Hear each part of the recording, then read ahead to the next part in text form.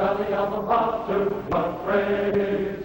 Where the Wabash spreads its valley filled with joy, our voices raise. From the sky in swelling echoes come the cheers that tell the tale. Our victories and our heroes hail Purdue, we sing all hail. Hail, hail to old Purdue, all hail to old golden flag. Hail, hail to old Purdue, our friendship may she never lag. Ever grateful, ever true.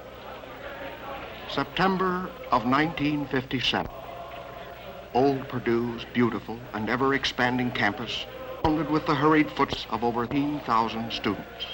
They had come from every state and territory of the nation and from 62 foreign countries. To register, pay their fees, and arrange study assignments, all students eventually used these steps to the executive building. There were many traditions of campus life to impress the new freshmen. One of the first was the ratio. Following the pattern of previous years, the co-eds were outnumbered 4 to 1. Hail, hail to old Purdue, all hail to our old Now here, in front of Stanley Coulter Hall and beside the 1903 class lines, one of the most active service organizations on campus could be seen hard at work. Each noon hour, the Reamer Club sent forth its voice coaches to train the new pledge class in appropriate renditions of old school songs and cheers.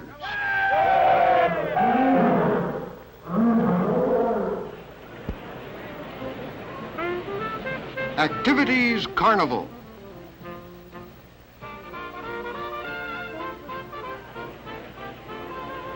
This was another spectacle to impress the newcomer to campus. The Union ballrooms were turned into a student-managed showcase of campus activities. From the drill team to the saddle club, from the Purdue bands to WBAA, Purdue's radio station, all up and down the line. Everybody did his best to show the newcomer how he might develop new skills and make new friends.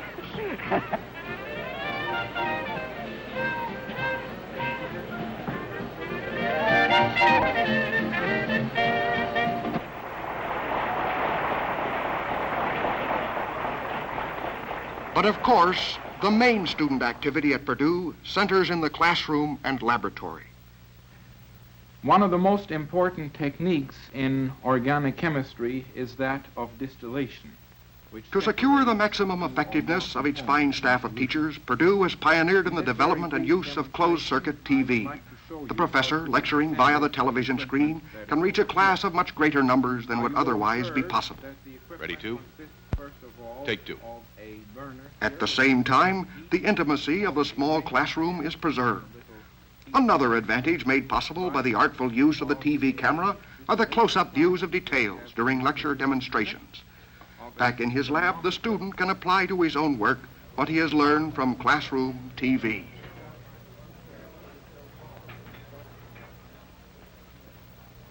According to old custom, only seniors enjoy the privilege of wearing yellow cords. Each senior takes pride in distinctively decorating his cords before the first pep rally and parade.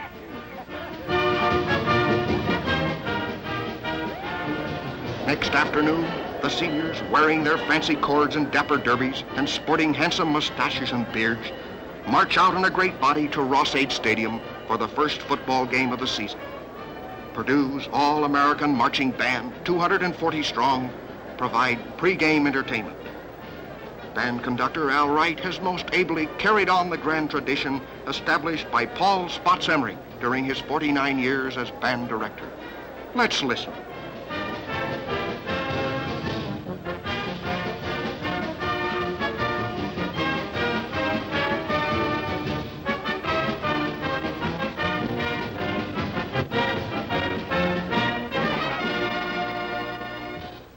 Purdue's dormitory system is unexcelled.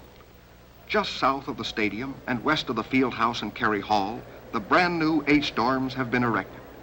They are so named because from the air they present the appearance of a big letter H. H1 was opened in September 1957. As a tour of this building will show, these new residence halls are pleasantly modern in every detail. Students living two to a room enjoy the convenience of built-in furniture, closets, and beds. From spotless kitchens, over 2,000 well-balanced meals are served daily. The hungry undergraduate can choose from a great variety of tasty food. Beautiful lounges with pianos and even a Hammond organ provide an ideal place for recreation during idle moments. Each dorm maintains its own post office, which also serves as a laundry exchange.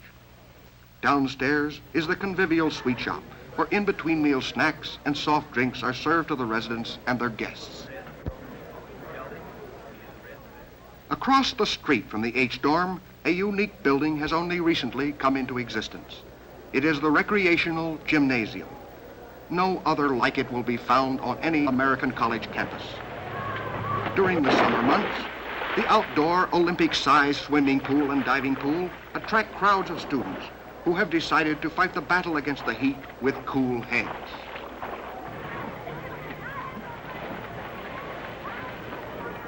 The building itself provides facilities for some 40 intramural sports.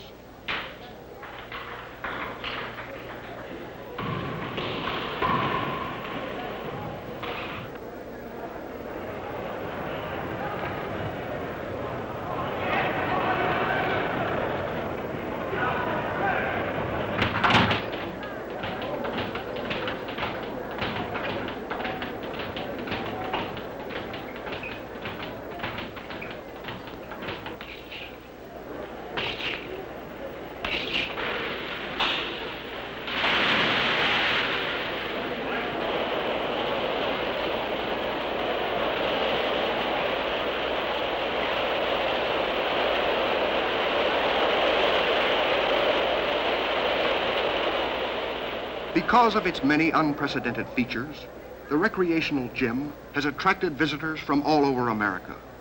Should you wish to visit it, Mert Clevitt, the director, or any one of his staff will be happy to show you around. Just go west and a little north of the women's residence halls. Right there.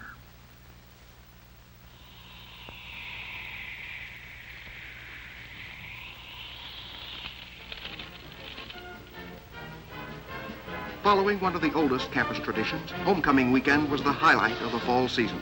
Dormitories, fraternities, and sororities vied with each other in developing unique yard and house decorations. Prizes for the best displays are awarded by the Purdue Alumni Association. In 1957, first prize was won by Kappa Sigma fraternity for an impressive replica of the U.S. ship Constitution. A feature of the 1957 homecoming game was an alumni band made up of visiting former bandsmen who marched and played amazingly well. From Rochester, Indiana, Spots Emmerich returned from retirement to direct the alumni band. There were many nostalgic memories. During halftime, the homecoming queen was crowned, beautiful Judy Wolverton. Two outstanding plays highlighted a successful football season for 1957. This play developed at Illinois with fullback Jim Redinger intercepting an Illinois pass and charging through 11 Illini for one of Purdue's 3 touchdowns in that 21-6 victory.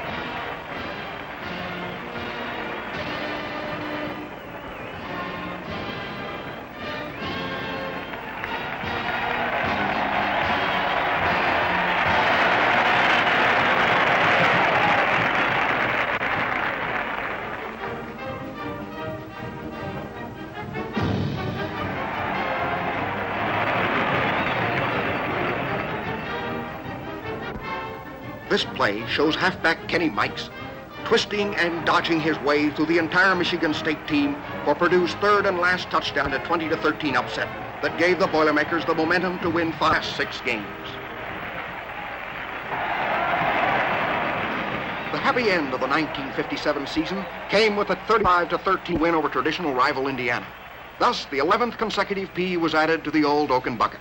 That coveted trophy is now on display in the field house. Long may it stay there.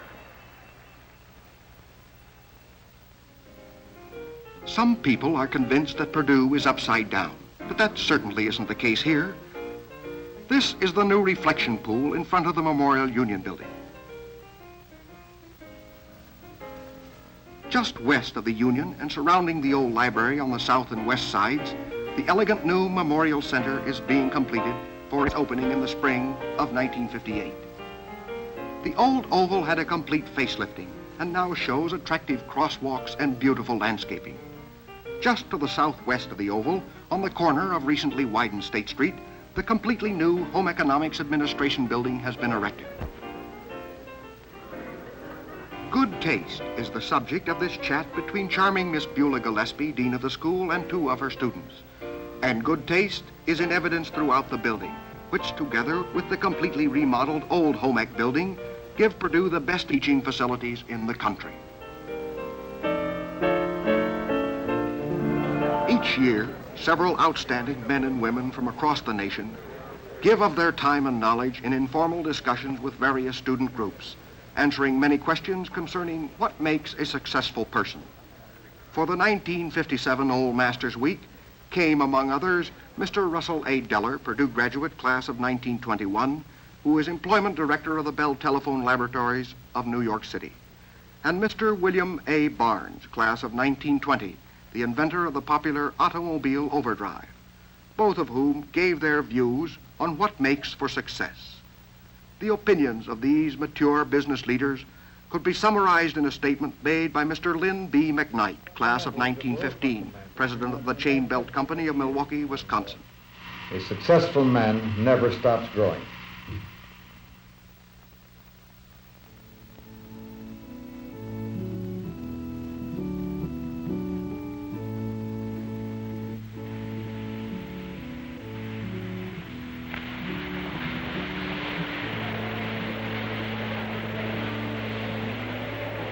Shortly after New Year's, the University Club held its annual reception and dinner dance, honoring the university trustees, President Hovde, and other members of the university administration. Here, club members stand in line to greet the honored guests and their wives.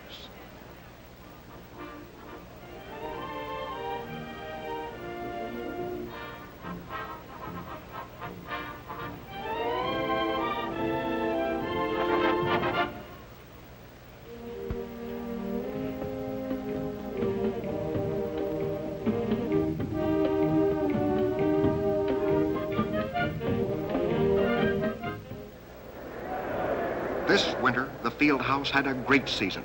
Teamwork was the key to Purdue's victories as the all-junior starting lineup captured second place in a close Big Ten race.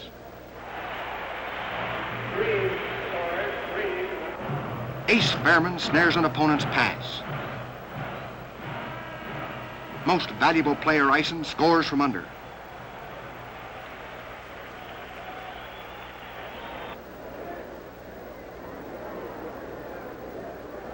Co-Captain Grieve rebounds and passes to star dribbler Austin.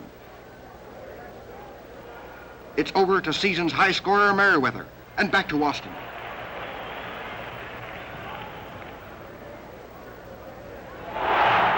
And another great season for Ray Eddy's Boilermakers and their fans.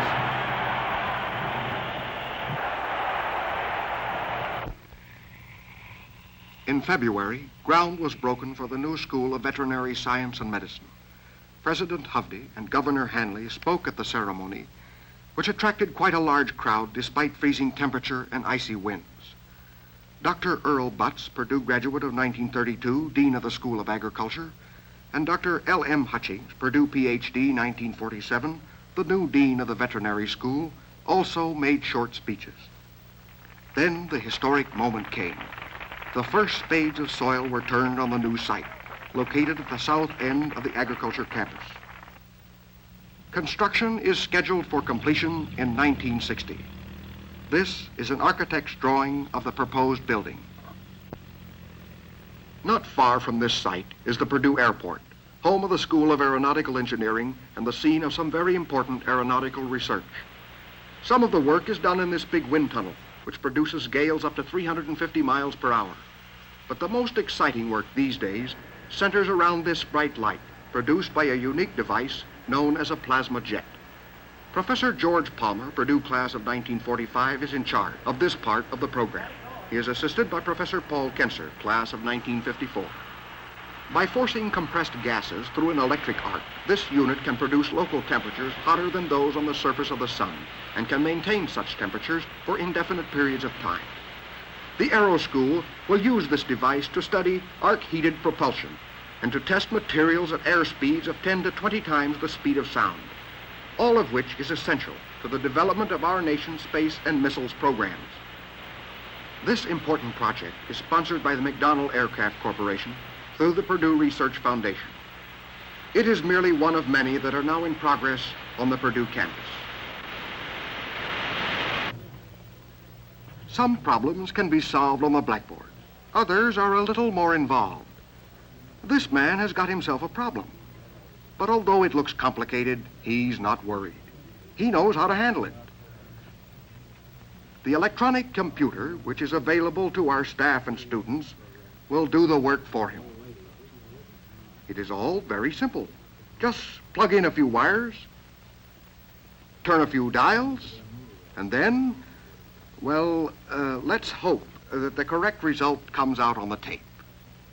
To understand the workings of a computer, a student needs years of solid training and study. Good teaching requires good teaching equipment. These students are experimenting with optical stress analysis. Light is projected through a test piece. As the stress increases, the pattern of light on this screen changes. Hundreds of promising students would be unable to get a Purdue education were it not for financial assistance through the scholarship program. The scholarship office in the executive building handles all applications. Its recommendations are guided by policy laid down by a faculty. Dr. Jean, secretary of the scholarship committee, is in charge of the scholarship office. She personally in all applicants. Peter Beardsley is a student in aeronautical engineering with an A average and a member of the Purdue golf team. One thing we are always interested in is what you are doing to help yourself. That's why we ask about summer employment and part-time work and loans and that sort of thing. Right now I'm holding a part-time job with the university in the maintenance staff. The actual scholarship awards are made by a committee composed of Dr. Harvey, one of the student's professors, and the Dean of Men or the Dean of Women. Purdue is proud to be able to help the brightest and neediest students, thanks to annual contributions from alumni to the scholarship program. One of the finest things Purdue has to offer its student placement service. Listings of part-time and little easier for the student who has to work his way through school. Senior and graduate students are concerned with their careers. Hundreds of booklets and pamphlets arriving each day assist them in their planning. Once the student has a general idea of the field in which he wants to work, he can arrange for interviews with representatives of business and government agencies. Every morning, a number of these gentlemen meet with the director of placement, Professor Lynn Cason, class of 1923, to pick up their interview schedules. Not only does placement serve the students while still in school, alumni also can avail themselves of its services by writing or coming in person. In charge of alumni placement is Assistant Director Feinler, Purdue class of 1950. What part of the country are you interested in? Something in the West, Jack. Well, why don't you look at our Midwest file?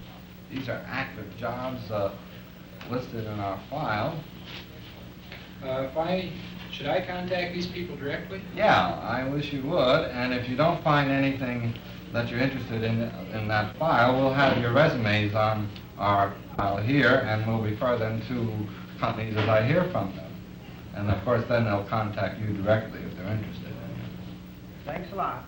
Bye. Well, how did General Motors do today, Bob? Well, this was another fine trip, Lynn. As you know, General Motors has more employees from Purdue than any other school, and I think we're going to maintain our ratio. We expect to make offers to about 75 boys for permanent employment, another 10 or 15 for our summer program. Well, good enough. Thanks a lot for your help and cooperation, Lynn. You're welcome, I'm sure. Bye. Bye-bye.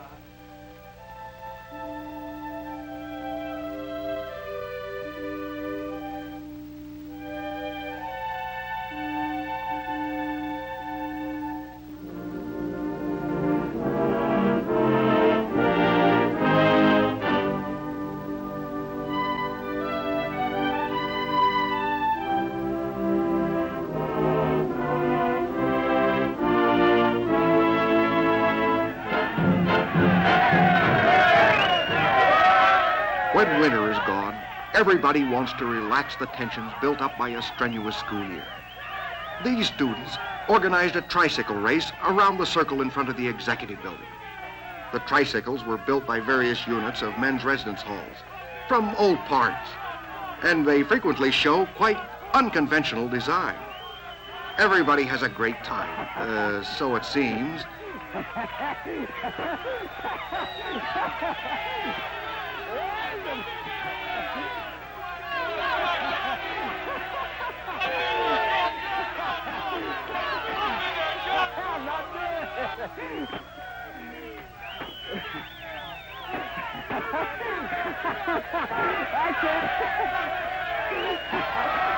Hooray! Somebody won. Hey, the race is over.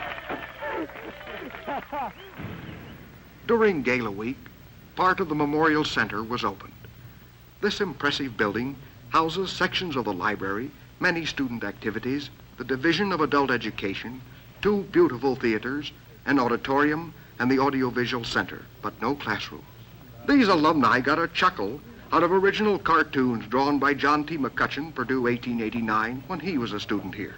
Part of a McCutcheon display in the library. An outstanding feature of the Memorial Center is the new Loeb Playhouse, which is in a large part a gift from June and Bert Loeb of Lafayette, Indiana. Each of the 1,052 seats in the air-conditioned house allows an excellent view of the stage with its 35-foot wide and 22-foot high proscenium. From this patch panel, any change in lighting can be effected immediately from backstage. A control board allows a technician to set the lights for 10 scenes in advance. Loeb Playhouse is the first college theater to be fitted with equipment as modern as that used in the finest commercial TV studio. The new theater was opened with George Bernard Shaw's classic, Caesar and Cleopatra. Over 100 students participated in this production, directed by the director of Playshop, Professor Ross Smith. Among the opening night audience were Mr. and Mrs. Loeb, President Hovde, and members of the Board of Trustees.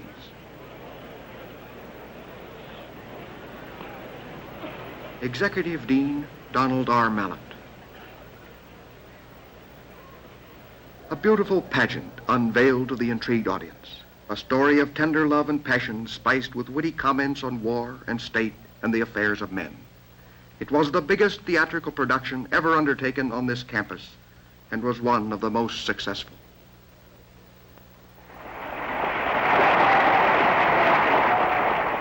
On Gala weekend, Purdue's Vice President, Dr. R.B. Stewart, rededicated the famous old wooden pump, which was reconstructed on the Oval by the Purdue Reamer Club. Many old-timers attended the ceremony. Here they gathered in reunion to think of old times and to honor the founder of the university, John Purdue. That evening brought the highlight of Gala Week in the Edward C. Elliott Hall of Music, and those fortunate enough to be present will never forget the Gala 25th anniversary of Purdue musical organizations. Over 300 former members had come to sing with the Varsity Glee Club under the direction of the man who had made it internationally famous, Purdue graduate of 1931, Al Stewart.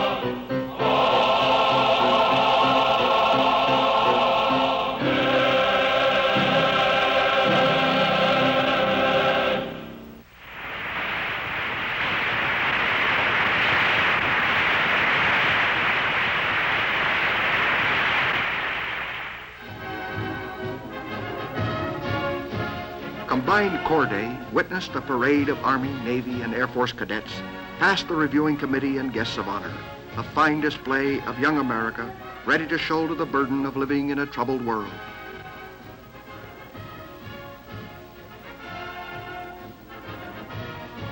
The famous Purdue drill team performed with customary precision.